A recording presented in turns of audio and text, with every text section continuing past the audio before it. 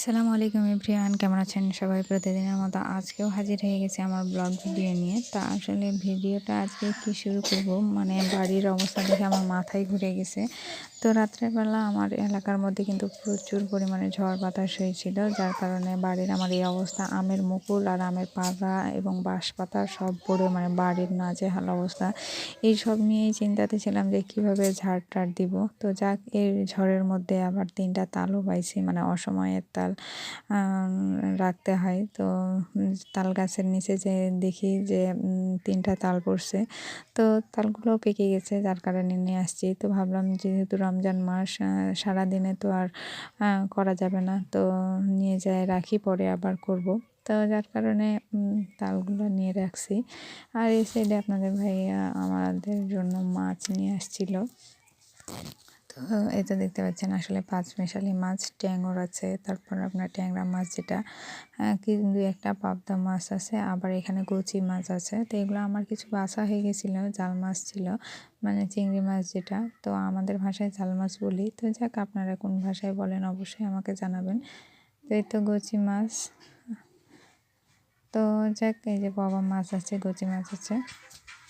তো এই মাছগুলো বাছা, যেহেতু আমাকে একাই করা লাগবে, সেই জন্য আমি একটু তাড়াহুড়া করছি। কিন্তু মাছগুলো সুন্দর, মানে জীবিত আছে, মানে মরা না।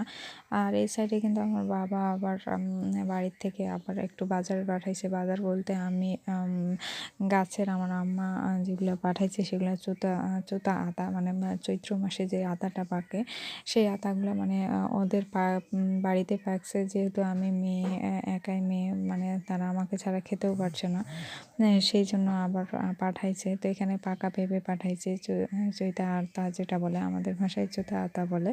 তো আতা আতা বা মেওয়া, যাই হোক, ওগুলো আমার জন্য পাঠাইছে, আর সাথে বেগুন। আর যেহেতু রমজান মাস, আমার বাবা কিন্তু গুড়ের চাকতি বলতে, মানে মোটা চাকতি নেই, মানে গোটা চাকতি যেটা, সেখান থেকে আবার গুড় কেটে আমার জন্য পাঠাইছে। তো যাক, সেখানকার গুড় কিন্তু অনেক ভালো হয়, মিষ্টি হয়। তো আমার জন্য কিছু পাঠাইছে। তো মানে গুড়টা কিন্তু দেখতেও অনেক সুন্দর হয়, দানা দানা হয়ে থাকে, আর সুন্দর কালার হয়ে থাকে। তো দেখতেই পাচ্ছেন যে গুড়টা আসলে অনেক সুন্দর। এটাতে কিন্তু আটা মিশাল দেওয়া থাকে না, এটা বলেই, মানে বাবার পরিচিত, যার কারণে ওখানে বলেই গুড়টা ফ্রেশভাবে বানিয়ে পাওয়া যায়। তো ওনারা প্রায় রমজান মাসে প্রায় বাবার কাছে পাঠায়, যাই কারণে মানে ফ্রেশ গুড়টাই পাঠায়। তো মাশাআল্লাহ, এই গুড়টা কিন্তু আগের বছরও নিয়েছিল, ভালো ছিল। তো যাক, এই সাইডে আমার জন্য বেগুন, চুতা আতা, তারপর হলো সব এগুলো পাঠাইছে, পেঁপে। তো এগুলো আমার বাবুরা, আমার মেয়ে এবং ছেলে বের করছে, আর মানে অনেক আনন্দ পাচ্ছে যে আসলে কি কি পাঠাইছে নানু বাড়ি থেকে, তাই দেখার জন্য। তো আমার এখানে প্রায় মানে সবজি টবজি পাঠাই, যেহেতু মেয়ের বাড়ি কাছেই, সেই জন্য একটু মানে দিয়ে দিলেই হয়, তো দিয়ে দেয়।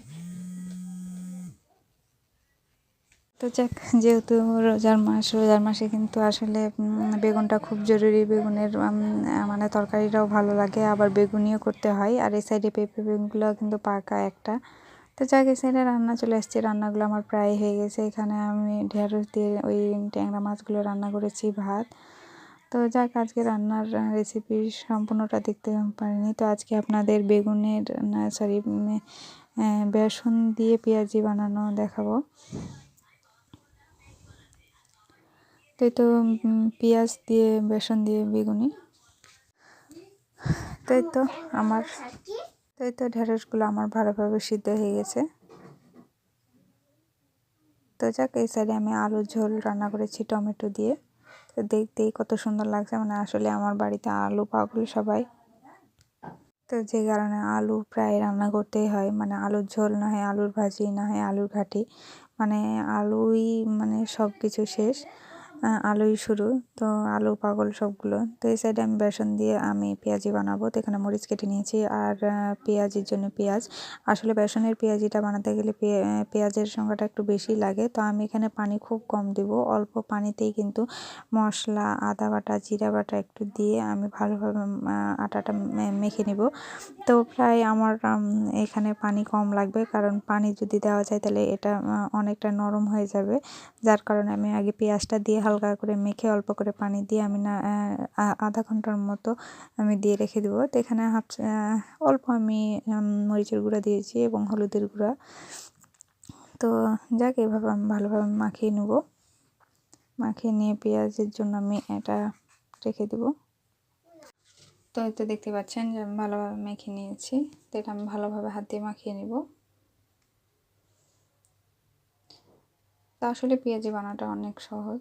পেঁয়াজিটা অনেক আপুরাই বানাতে পারেন। আসলে পেঁয়াজি শেখার মতো কোনো কিছুই নেই। তো তারপরে ভাবলাম যে যেহেতু আমার রান্নাবান্না হয়ে গেছে, সেহেতু আপনাদের একটা না হয়তো রেসিপি দেখাই, যার কারণে। তো আগে বলে রাখি, আমার চ্যানেলে যারা নতুন ভাইয়া আপু আছেন অবশ্যই আমার চ্যানেলটি সাবস্ক্রাইব করবেন আর একটি লাইক দিয়ে ভিডিওটা দেখার চেষ্টা করবেন। তো যেহেতু লাইক দিলে আমার ভিডিও করার আগ্রহ বাড়ে, শুধু আমার না, প্রায় আপুর লাইক বা কমেন্ট পড়লে সবাই খুশি হন। তা আমিও খুশি হই। তো অবশ্যই কমেন্ট করে জানাবেন যে আসলে আমার ভিডিওটা কেমন হয়েছে। তো যাক, কষ্টের মধ্যেও আমি ভিডিও ছাড়ি। তো তো পেঁয়াজিগুলো আমি ভেজে নেব। আর এটা আমি আধা ঘন্টা আমি রেখেছিলাম, যার কারণে আমার আটাগুলো একদম নরম হয়ে গেছে। তো এখন আমি তেলে ভেজে নেব।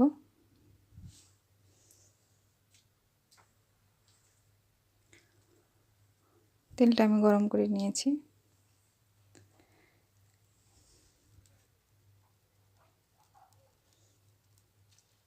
এরকম করে একটা একটা করে দিয়ে আমি তেলে কিন্তু আমার সব পেঁয়াজিগুলো ভেজে নেব।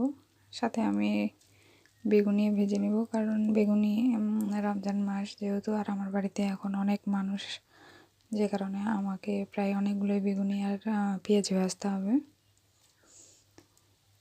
তো আমার শ্বশুর শাশুড়ি বাড়িতে ছিল না, তো সাথে আসছে তারা আজকে, আর আমার দেওরও আসছে, যার কারণে আমার বাড়ির লোক সংখ্যা অনেক বেশি হয়ে গেছে। আর এই সাইডে আমার একজন গরিবকেও আমি দিই, যার কারণে আমার বেশি লাগে। তো যাক, এই তো আমার সব কিছুই প্রায় রেডি হয়ে আসছে, মানে পেঁয়াজি টিয়াজি সব আমার ভাজা হয়ে আসছে।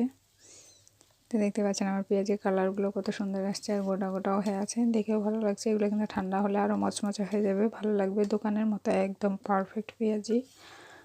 তো আপনারা এভাবে বেসন দিয়ে, শুধু বেসন দিয়ে করে দেখবেন, আসলে পেঁয়াজিটা কত ভালো লাগে।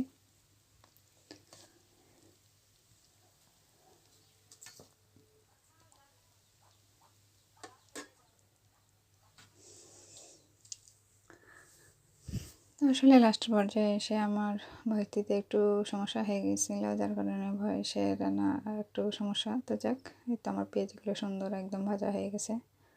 তো আপনাদের কাছে অনুরোধ থাকলো, না হলে অবশ্যই আপনারা ডাল দিয়ে হোক, যে দিয়ে হোক, এভাবে আমার মতো করে পেঁয়াজগুলো ভেজে দেখবেন, ভালো লাগবে খেতে।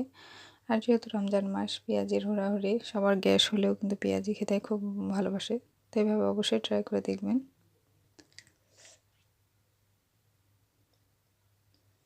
মাশাআল্লাহ, আমার পেঁয়াজিগুলো দারুণ হয়েছে। তো এই সাইডে আমি বেগুনি ভেজে নেব।